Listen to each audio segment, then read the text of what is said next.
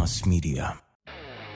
Welcome to Beyond the Doors, where real estate pros Nate and Daniel bring you the latest market trends, the stories behind the big deals, and the inside scoop on housing politics. With years of experience and a good dose of fun, they break it all down alongside interesting guests and experts in the field. So, if you want to know what's really going on in the world of real estate, you're in the right place.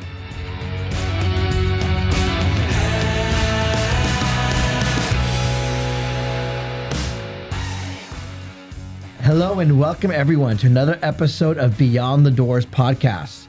It's a place where we really look to talk about what's happening in the real estate world, in development, and give everyone a behind the stage look and shed some light on what happens in our industry. Today we've got a very special guest, Doug Austin.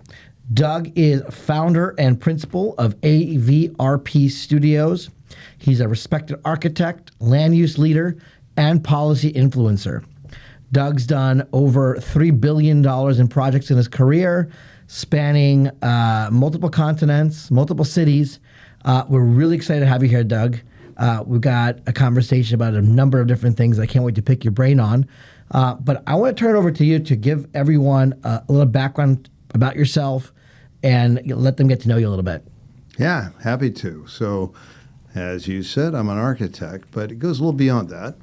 Because as I was turning in my final thesis and project for fifth year, because that's what it takes to graduate with a accredited degree in architecture, the guy who wrote The Universal Traveler, who was one of my mentors, said, okay, Doug, we're going to touch everything we're going to teach you about architecture. Now you're going to go find out that all the real design decisions are made by your clients. I go, why are you telling me that now? But I thought, you know what? I'm going to have to be my own client part of the time at least. Right. And so I decided that would be one of my goals. And even though most people know me as an architect, or I like to think of myself as a citizen architect, and I'll talk about that in a minute, I thought, yeah, I will go ahead and try my hand at development. So I've done that my entire career. And it's ranged from projects up in Solana Beach, where I first started, to some of the high-rises downtown. And I got my lumps and bruisers, but I learned a lot about real estate, not just from architecture, but from trying it myself and bringing in and partnering up with other developers. I mean, you bring such an interesting perspective because a lot of times architects, they're the dreamers, they're the artists, but they sometimes lack the practicality. And so, like, your background is so unique that you've done projects both big and small and massive, right? Like transformational projects. But you actually know what it takes to bring these ideas to life and projects to fruition. So it's a pretty incredible barbell that you've straddled throughout your career. Well, it's been interesting. And my undergraduate work was at Cal Poly at San Luis Obispo. Mm-hmm. Their theme is learn by doing. And that's sort of been my theme. Lots of times I would dive in and just learn by doing. Wasn't always practical. Right. And I'd learn sometimes by trial and error or by, making a mistake here or there. To begin with, we were really good at getting published and winning awards. And then, you're supposed to make money doing this, right? Right, So of course. I had to learn. Small piece of that, it, right? Yeah, sort of the hard way. But we did some exciting projects, including we started Rancho Cielo, which is a huge project, which started with my mom finding a piece of property. She was a realtor. And we said, let's figure this out. And it was a big office building in Solana Beach. Then we did condos down in La Jolla. And I don't know if you remember the early 80s, but interest rates went into the 20s, right? Yes. Not many things pencil at that rate. I mean, they're hard enough to pencil at 7, so I can only imagine. They don't. And so, it was funny. I thought, well, maybe we should focus more on our architecture. And I'm thinking, geez, we've amassed a whole lot of debt we're going to have to pay. Right. It's just a matter of scale. So we're going to have to grow. So we ended up becoming one of the larger firms in town, some of it just by necessity. Uh-huh. And one of the things with the Universal Traveler was it's all about the creative problem-solving process. And that's a book. The authors are Don Koberg and James Bagnall, and they were using us as their guinea pigs when they were writing that book during my 5th year. But it's all about creative problem solving. And they wanted us to understand that process, whether you're applying it to a life situation or a building or something else. But I decided, the fun of this profession is going to be doing it all. I think I want to be able to do a small remodel on a house to an entire community. Right. And that's what we did. Right. Within 5 years, we were doing Aviara, and I was doing a 700 square foot addition to a little house in Encinitas. I mean, that's pretty incredible because the calculus and all those different types of projects and the type of people you're working with take so much thought and attention. Not to mention, like, I'm going to segue into my next question. But before I do that, I also want to say you've got 135 awards. You've pretty much worked on every real estate asset class there is. So, I mean, like, your career and experience has run the gamut. It's pretty incredible. Given that, like, you've been doing this a long time, I'm looking at you. You got a big smile on your face. We're talking development architecture. Tell me, what still makes you tick? What excites you about what you do today? I'm going to steal an answer from somebody you probably have heard of. And he was 92 years old when he gave this answer. He was being interviewed by Edward R. Murrow. And he was talking to Frank Lloyd Wright. He said, "So you've done all these projects." He said, "Of all those projects, which was your favorite?" And I loved his answer. And it was the right answer. "Why, the next one, of course." Of course. And that's it. Because we become problem-solving junkies. It's exciting. So if somebody said, "What was your favorite project?" And it wasn't a particular type. I would say of the projects that got built, maybe my favorite project right now would be the Beth Israel Synagogue, which is the largest synagogue in San Diego. And because it's a place where life happens. Right. You have births and deaths and bat mitzvahs and bar mitzvahs, and I've attended them all, even though my father was a Protestant minister who was a Navy chaplain. Oh, wow. So how do you get that thing? But it was a design competition, and that's a long story, but it came out in a way that is meaningful to me. But we've done, like you said, we've done high rises, we've done small projects, but we do schools, we do hospitals. It's a pretty wide range. You're working on the ballpark. You worked on the ballpark project. You are currently involved in the Seaport project too, right? Not anymore. Not anymore. Okay. Tell us about that. We did the original design that won the competition for the team. And so it started out as trying to just do a tower for a developer from the East Coast that focused on amusement parks and things. Right. He wanted, and this is GAFCON's project, right? it is now, but it didn't start that way. Got it. Okay. It was somebody else's. They brought in a developer out of Florida who is the largest marina developer in the United States as far as I knew. And then there was an aquarium developer, which was Ripley's, believe it or not, which had figured out how to develop and operate aquariums and make a profit. So they were the original development team. Then what happened is the developer who was going to be the lead developer got an opportunity to do a bunch of projects in Cuba because they had just opened up Cuba under the Obama administration. He said, "You know what? I don't have the bandwidth to do all this." So Gav had come in. He'd asked if he could be part of the team. We introduced him to the team. And he had done a similar project up in L.A. And so he said, "Hey, I can take it over. I can bring in Jeffrey Esikow and JJ, who's Jacobs." And so he did. And so they came in.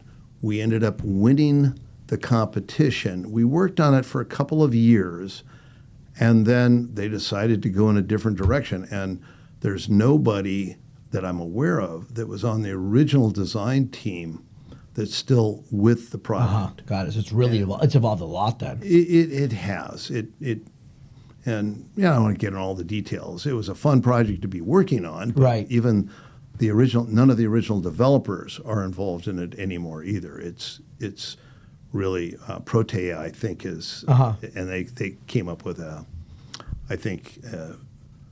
a doing business as name for the project. Right. What about some active projects that you're most excited about right now? Oh man. Okay. So there's a bunch of them. So the two things that are keeping us busy in this particular economy are housing that's affordable housing. We're going to talk a lot about that. Because, as you mentioned, it's difficult to get market rate to pencil. And we're doing a lot of schools, a lot of schoolwork.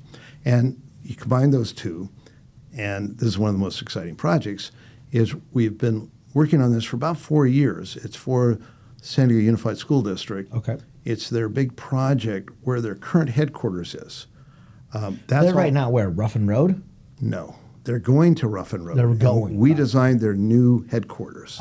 So I was talking to Lee Dugaroff, who's in charge of facilities. He said, Doug, you want a new project? He says, get that one done, because that's where you got to move everybody. Right. And they do. It's a big project. I don't know, I think it's $167 million or something. But what they're leaving behind is a wonderful piece of dirt, which is across from where the DMV is, up there in the North Park area. And so we've designed a master plan that would put about 500 new homes there. And the idea is they would be for staff that works for the district. And this is not just teachers, anybody who works for the district. Yeah. I think I recently read it was up to 1,000 homes, right? That involves other sites. So we've looked at 4 other sites already and done studies for theirs. They're also maybe going to do something with the community college district because they both own land, they both have needs. And this is fairly new for school districts. Is this going to be subsidized affordable housing, or is it going to be unsubsidized with some kind of like deed restricted developer caveats? It'll be all of the above. Got it. What the school district wanted was to not have their hands tied, because if you get tax credit funding, it's got a lot of advantages from a financial standpoint, but it comes with lots of strings attached. Right. And they want to be able to say, hey, we want this to be for just our people. And usually if you get that kind of money, you got to open to anybody who qualifies. Of course. So there'll be some of that. Some of is right now looking like the district would develop it themselves, but then they'd go out for requests for qualifications and then proposals for some of their sites for probably affordable developers to develop. And that's something that's still in process. I just talked to Lee earlier this week, and they're sorting that out. They've got it out to Lasar, Jennifer Lasar's company. They're doing an analysis they've been working on for quite a while to figure out, okay, well, what's the mix that we should be doing? Right. And then so are they thinking of, are these going to be owned by the county, or are they going to parcel this out to individual developers that will then own and operate the buildings? Well, my understanding is that the district doesn't intend to sell the property. So they'd probably be some form of land lease. Or JV or something. Yeah. My understanding right now is these would be for rent. They'd be restricted. Right. Some of them more formally than others. If it goes after TCAC or some of the other programs, that has its own limitations. But the school district, if they do it themselves with their own funding, they passed a bond that passed, I think, a couple of years ago now for about $250 million. And while that seems like a lot of money, it goes quick. These things cost a lot of money. It costs a lot of money. Yeah. It costs a lot of money. Since we're weaving to San Diego a bit and some of the local stuff going on, San Diego's been on a tear of a growth spurt, I would say. I think, would you agree with that, right? Over the last 10 years? Yes. Okay. So we've touched a little bit on affordable housing. Now we're hearing how, school districts is doing some pretty innovative stuff. But overall, the city over the last 10 years, in my opinion, has evolved tremendously. And I almost feel like we're like in this quasi tier 1 pricing, tier 1 attitude, but we haven't totally matured into a tier 1 city, because like if you think of tier 1, it's Chicago, New York, maybe Los Angeles, but like we're not completely there yet. I'd love to get your thoughts on where do you see San Diego on a big picture competing with these other cities as it comes to the evolution of the skyline, some of these massive projects going on, right? We've got the seaport, we've got sports arena, we've got right off the 5 there. It's the current Navy complex. Is it Navwars, Spawar? Yes, that's a huge one. It's huge. Yeah. So like you've got like these like unbelievable like opportunities to redevelop the city. What are your thoughts as to what lacks in San Diego when it comes to architecture, design, like really building us into a tier 1? And if you had a magic wand, what would you do? Interesting. Well, there's lots of answers to that. Yeah, I know. I kind of And part of the reason is you got to look at San Diego. San Diego is one of the largest cities in the United States from a population standpoint. Right. But one of the reasons is it has so much land. It's not dense. Like if you look at San Francisco, which may have maybe 750,000 people, and we have maybe 1.3 million, 1.4 million in the city alone. One of the reasons is we just have a whole lot more land. If San Francisco included more of the areas around it, as a metropolitan area, it's a big area. As a metropolitan area, we're like 28th, whereas as a city, we've always been somewhere between 6th and 8th. So when you look at something like Spa Wars or the redevelopment of the Midway District, those are real opportunities. I moved recently from Del Mar to Point Loma out in the La Playa area, but you got to drive through all that stuff. Right. And to it's me, like no man's land to get to paradise. To me, it's embarrassing for the city that we have that. Now downtown used to be almost the same situation, but we finally turned that around. I mean, I was just telling somebody today that when I was in my early 20s, I was playing rugby, and I was afraid to go downtown at noon to get a book bound. And you were playing rugby, so you weren't scared of getting hit. So it was now, of course, those areas that I would have gone to are some of the high rent districts, right? The Marina District, et cetera. So downtown has come a long ways. It's got further to go, but it's come a long ways. We have a 500-foot height limit that was imposed by the FAA. Well, actually, is that all of downtown? It was by the city, but that's gone away now. And so we may get some taller buildings. We still have to worry that we have an airport right there, but there's some buildings that have gone slightly taller than that, like not Bosa, but Michael Dakotas did one that's slightly taller than that. But I look at these areas like the Midway and Point Loma as really ripe to do something really special. Right. There. And I'm hoping that it happens. It'll take longer than we'd want it to happen. And these people that are fighting the height, that's something that I think one of the worst things that ever happened to San Diego was they passed Prop D. Prop D put a 30-foot height limit on everything pretty much west of the I-5. Right.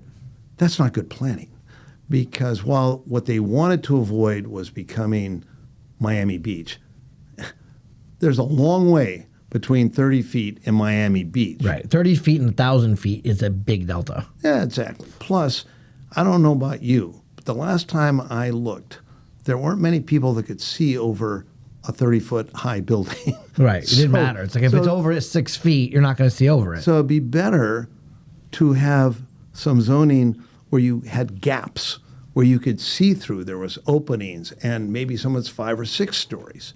So for these people to see this as like their holy grail, that they have to hold on to this 30-foot height limit, they're still fighting the Midway, even though the voters have passed it twice now that it's okay. These people go, oh, we just can't let them go beyond 30 feet. The problem with 30 feet is to do good retail, you really need a minimum of 12 feet to 15 feet. You take that away from 30 feet, now you got a 2-story building, and most people who are developers or own that building, if they can have 3, will do 3. Now you got this sandwich of, say, 9-foot high ceilings. Right. You don't have good retail, and you got mediocre housing, where if you'd given more flexibility, it could have been a lot more interesting. I mean, if you want to look at if you want to look at a good part of Miami Beach that's not really tall, go to the area that's Art Deco Right. which is more mid-rise buildings. They've got a lot of open space. It's delightful. Stay tuned to Beyond the Doors. We'll be right back after a quick break. Hey, it's Daniel from Beyond the Doors. We're super excited to be a part of the OLS Media Network. We're recording right here in San Diego alongside some amazing podcasts.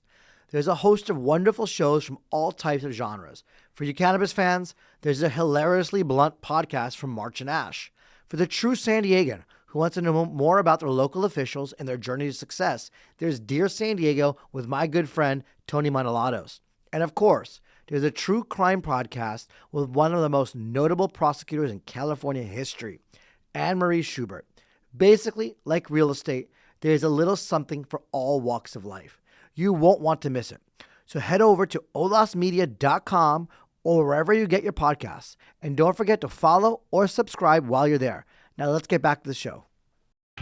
We're back. Let's pick up where we left off here with our special guest.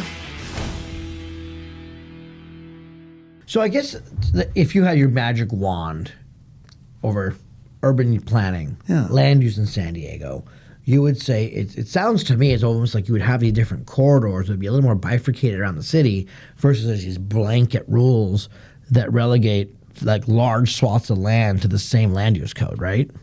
That's right. Yeah. So you got to deal with Prop D. That's one of the things. Right. You got to deal with that whole area in Point Loma. And there's no reason that shouldn't be tall in that area. It's not blocking anybody's views.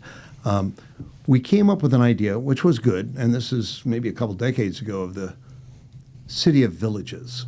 And that's a good idea. I remember that. Yeah. And it's taken place in a few places, like what San Diego State's doing now. Yep.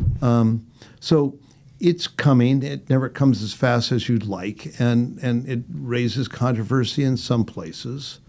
And we still have NIMBYism, even though we have something to balance that, which is called YIMBYism. Yep, big time. Which is yes in my backyard.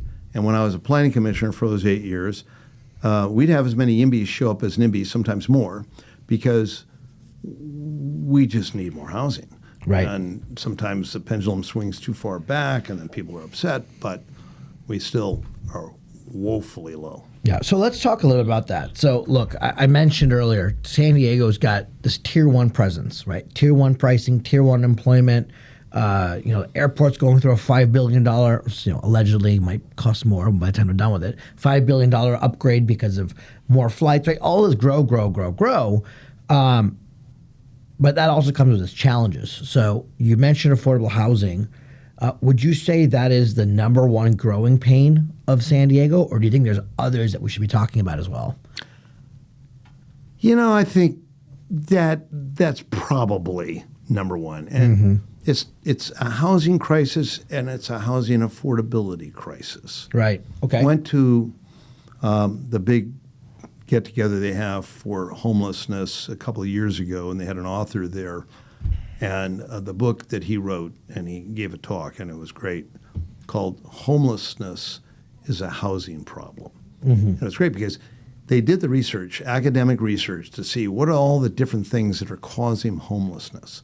And they came to the conclusion the one thing that means more than anything else is not having enough housing. They could give examples in different places where they didn't have a housing crisis, and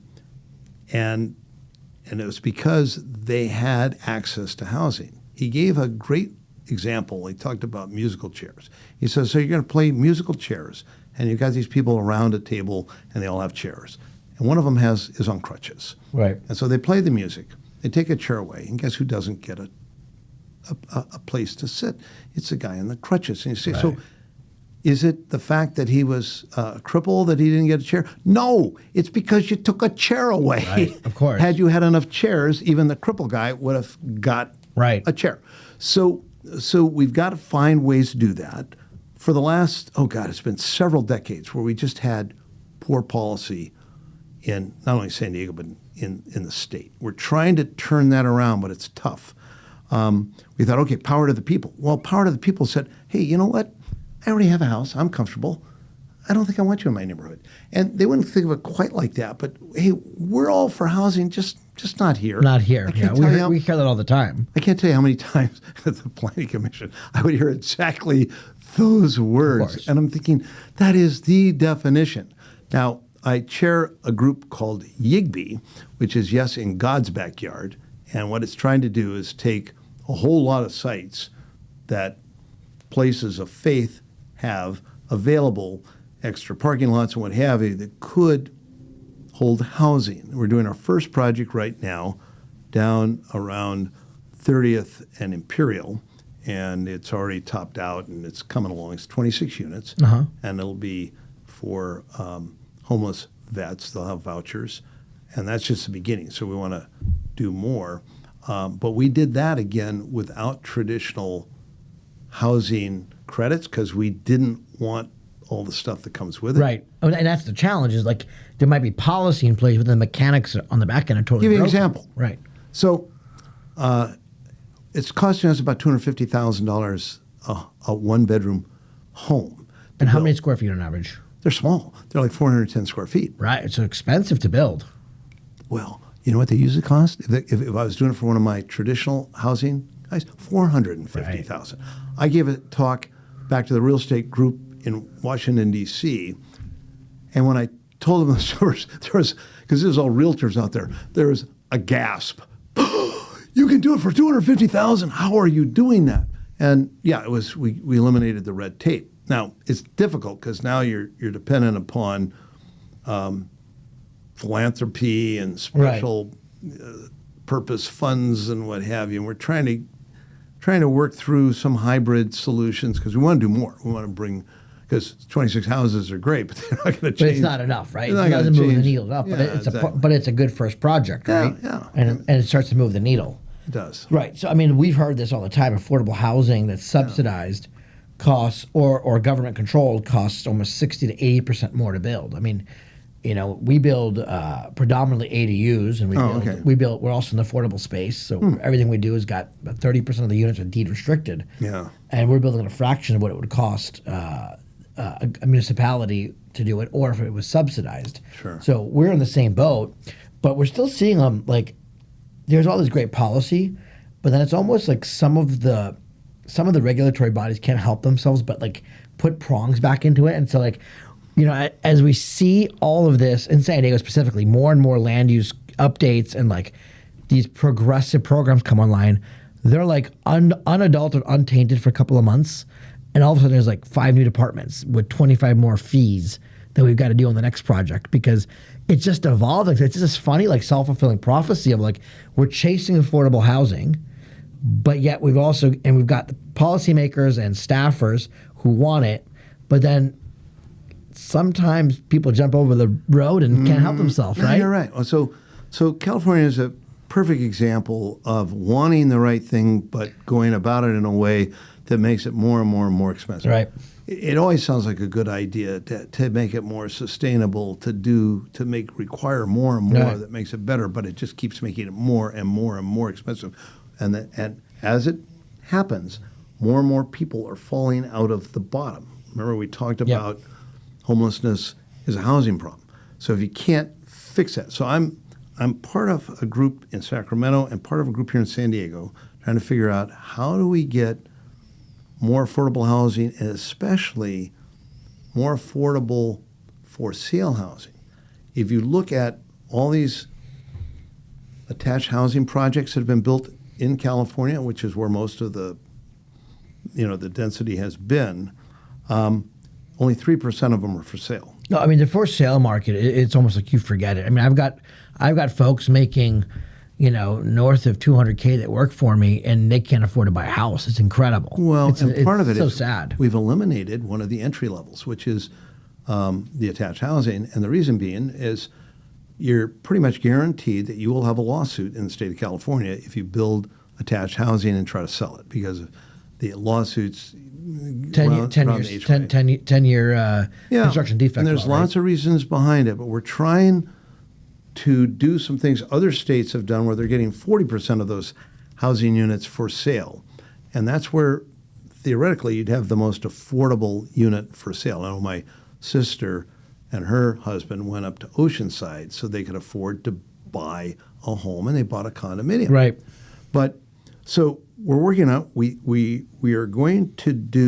trying to do 3 pilot projects: one in San Diego, one in Sacramento, one in San Jose, and hopefully we'll get it right, because SB 800 didn't work. And the reason it didn't work is the HOA has to agree to allow you just to fix the problem. But the attorneys who are whispering in their ears say, hey, I can get you millions of dollars, and we can do all this and all this, and you don't have to pay for it.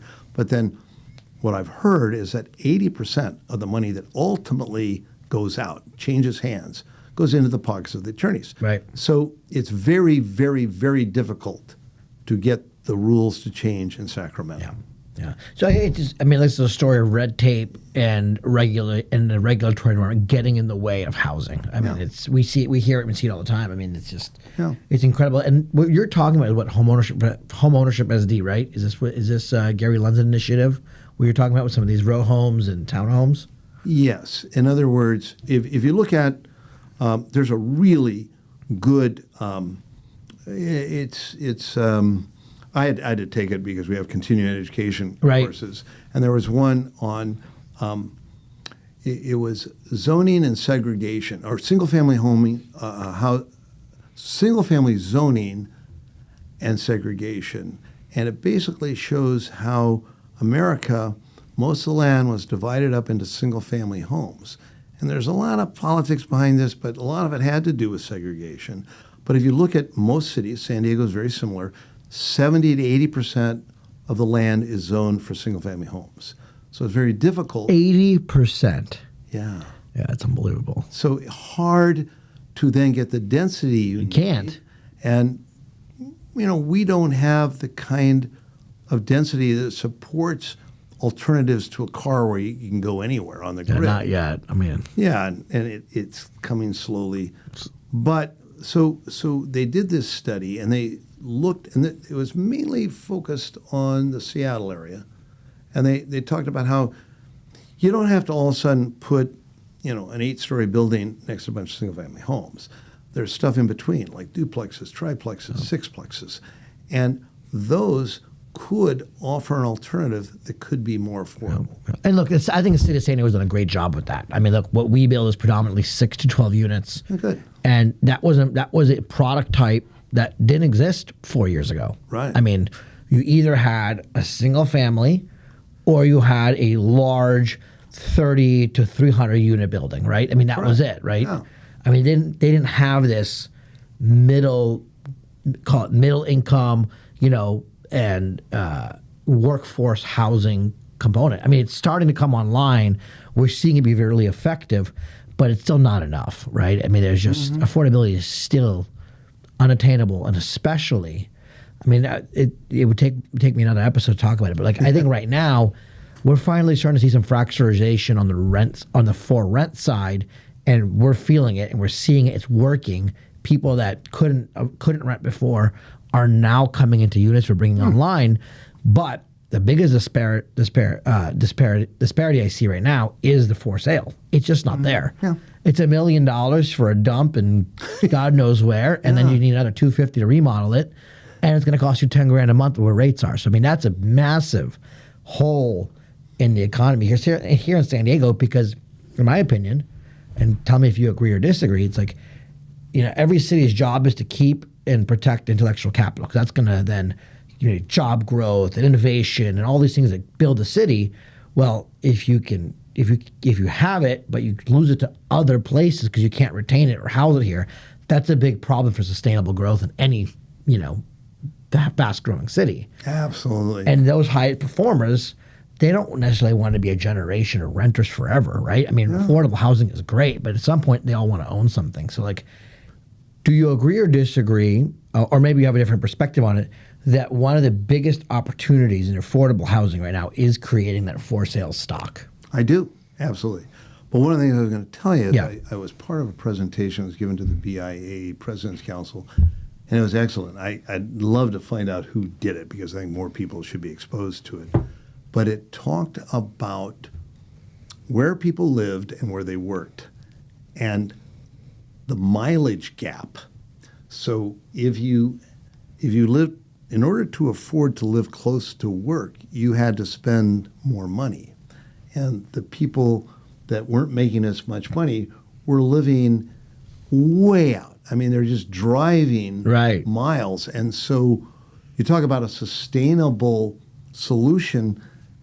We're trying to eliminate miles, et cetera, but affordability impacts where these people can live, especially if they're trying to raise children.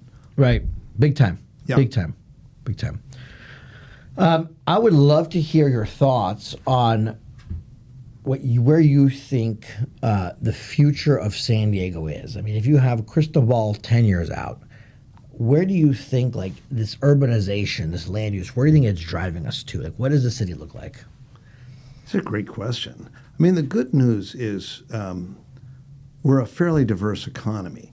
So, you know, we're going to take our ups and downs. Like right now, life sciences aren't as hot as they were, but they'll come back. Totally. You have the military here. That's not going away. You got high tech. There's quite a diversity there. So then how do we house them? Because one of the things that we did is we limited where growth could happen. And so we said, okay, it's can only happen in the areas that already have services.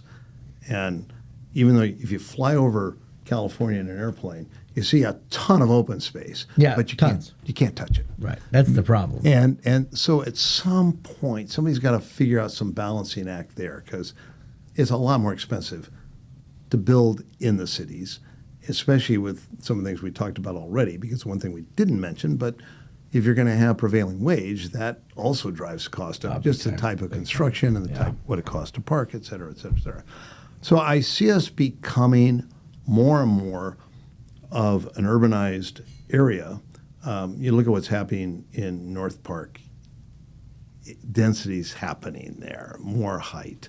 And I think that over time we'll finally get some more mass transit that actually works, because you'll be dense enough to make it work. They'll implement it. It's kind of a chicken and egg. For sure it is. For sure. I mean, I was just in New York for Thanksgiving holiday. Yeah. And just like, you're looking around, it's incredible how efficient it is. But then you look up and the buildings are 1,000 feet tall. It's very dense. And, you know, the numbers start to work to invest into that public infrastructure. So it is the chicken before the egg. But like, you got to start somewhere, and I think the densification is it, right? Because yeah, you know, it's funny. When I first got here, there was something called Stop Los Angelesization Now, and the thing that was funny is people thought that meant fighting density, right? And it was just the opposite. It should have been just the opposite. Right. I'm writing an article for some magazine that was talking about that and saying, what makes Los Angeles is it's spread out like talcum powder. And so to get anywhere, you have to have this road system, a grid system, which, you know, takes an individualized vehicle, which is going to burn petroleum. You're going to have all these streets, which are heat sinks. It goes on and on and on about why it's a bad solution. Had we densified then, we would have been better off. And I look back at my grandfather, who was going to Caltech, you know, 2 generations before me, wrote an article about the same damn thing, about saying that's what they need in L.A. And had they listened to him back then, we'd be better off today. But the reality is California, especially Southern California, was dominated by the automobile industry and the oil industry. And you know, so here we are. And here we are. Well, I love it. I mean, look, we had a fascinating conversation, Doug. I really appreciate it. I think our viewers, our listeners, are going to love understanding some of the nuance behind what it takes to develop cities, large projects, affordable housing. I mean, there's just so much in the world of real estate. You've done an incredible job of going deep, peeling back the onion for us a little bit today. We really appreciate it. I guess before we wrap up the show for the day, I'd love to turn it back to you if there's anything you'd like to add or say, or perhaps there was something that we missed chatting about. No, you know, we could go on literally for a long time talking about, there's so many different aspects to it. San Diego has a ways to go, hasn't done anything right, but it's done a lot of things right. And what they did downtown was good. What we did with the ballpark was good. There's a lot of things that we've done right. And I think I just want to encourage people to be part of the solution. participate. Yep. Don't just complain. Yes. And also be open to some of the things that are necessary for change. We talk about housing. It needs to come. It needs to come in a good form, and hopefully people will participate in this dialogue and in the solutions. Absolutely. Well, Mr. Austin, thank you for your time. I'm sure our listeners are going to want to have some follow-up. So is there a place or a way for them to get in touch with you, both from a business perspective or if they'd like to hear more about your perspective? How do they get in touch with you? Yeah, I'm happy to talk to people. This is fun to talk about it. Our webpage is probably the best, Okay. Because that'll give you all the other details, how to contact us by phone, and that's just avrpstudios.com. And yeah, love to talk to you. Like you say, we do everything from soup to nuts. We do everything from houses to high-rises, the hospitals, the schools. It's a lot of fun. Fantastic. Doug, thank you so much. And thank you, everyone, for listening to another episode of Beyond the Doors. I'm Daniel Shkolnik, founder and CEO of Atlas West Group. If you'd like to hear more about what we talked about today, you have any insight or opinions, feel free to find us at atlaswestgroup.com. Thank you. I'm Doug Austin, and you're listening to Beyond the Doors. Thank you for listening to Beyond the Doors. Be sure to follow and subscribe wherever you get your podcasts. To hear other episodes or read the associated blogs, visit olismedia.com, and be sure to follow the hosts on Instagram at Nate Abo Homes and at atlaswestgroup.com. The guest views, thoughts, and opinions expressed are their own. The information presented is for general information purposes only and is not intended to be legal advice. Beyond the Doors is produced in studios in San Diego, California and Tijuana, Baja California. Olis Media is an IVC media company.